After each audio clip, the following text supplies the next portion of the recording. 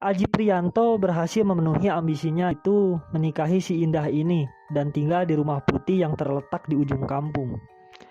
Di rumah putih, Aji Prianto ini tinggal bersama dengan istrinya dan 2 orang penjaga rumah, yaitu Bi Titin dan Mang Karno.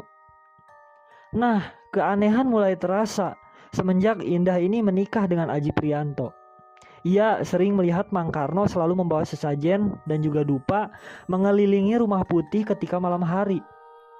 Dan Aji Prianto sering berada di kamar belakang ketika pas malam Jumat dan Selasa Kliwon. Ngapain nih orang gitu kan? Namun Indah tak berani menghampiri suaminya saat itu. Dan suatu ketika di malam hari tiba, Indah sempat juga dikagetkan oleh suara desiran kera saat ia sedang terlelap tidur di kamarnya. Suara desiran kera itu benar-benar keras dan nyaring, membuat ia terbangun dari tidurnya. Dan sontak aja ketika ia terbangun makin kaget. Indah melihat suaminya yaitu Aji Prianto ini gak ada di sampingnya. Loh, kemana suami saya gitu kan? Lantas ia mencari suaminya sambil mencari sumber suara desiran kera tadi. Dari mana suara kera itu berasal?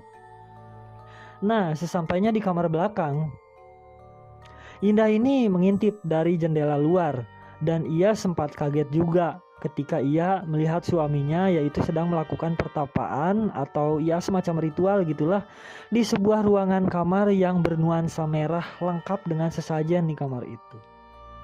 Indah semakin syok ketika melihat ada sesosok kera berwujud seperti manusia yang memakai kalung mustika mirip sekali dengan kalung yang sering dipakai oleh suaminya.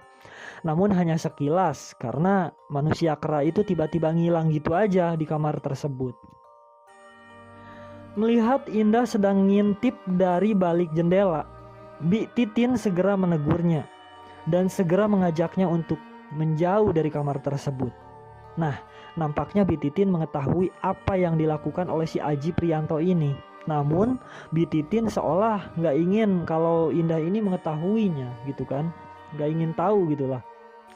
Dan ternyata pada malam hari itu adalah merupakan malam di mana siluman kera bernama Wanara ini dibangkitkan melewati ritual-ritual yang dilakukan oleh Aji Prianto dan asistennya itu lah, Mang Karno tadi gitu kan. Aji Prianto singkatnya berubah wujud menjadi siluman kera dan menghilang untuk pergi mencari korban. Dan benar aja, siluman kera ini menculik para warga untuk dijadikan korban dan dijadikan persembahan di leuweung alas larangan.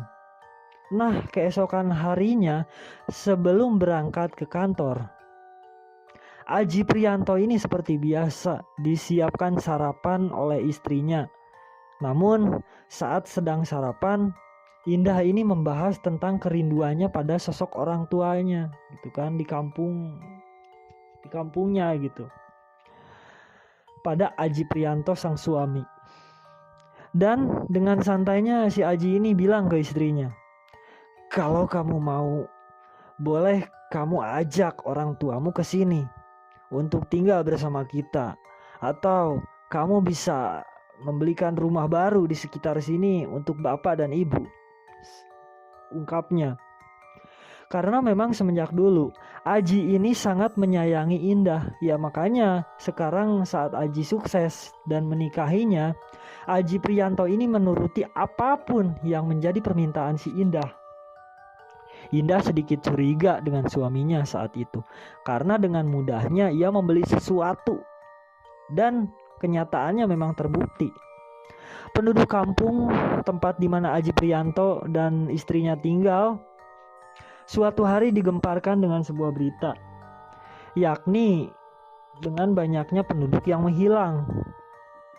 Sontak aja hal tersebut membuat gempar seluruh penduduk desa atau penduduk kampung, karena tak sedikit juga warga yang mengaitkan dengan hal mistis. Kemana nih orang gitu, tiba-tiba ngilang gitu. Sempat suatu ketika salah seorang warga melihat penampakan sosok tinggi besar yang berwujud manusia kera pada malam hari, lalu tiba-tiba ngilang. Dan dari banyaknya penduduk yang hilang tersebut tanpa jejak gitu kan, sampai warga enggan keluar malam hari karena mereka takut akan teror dari sosok manusia berwujud kera.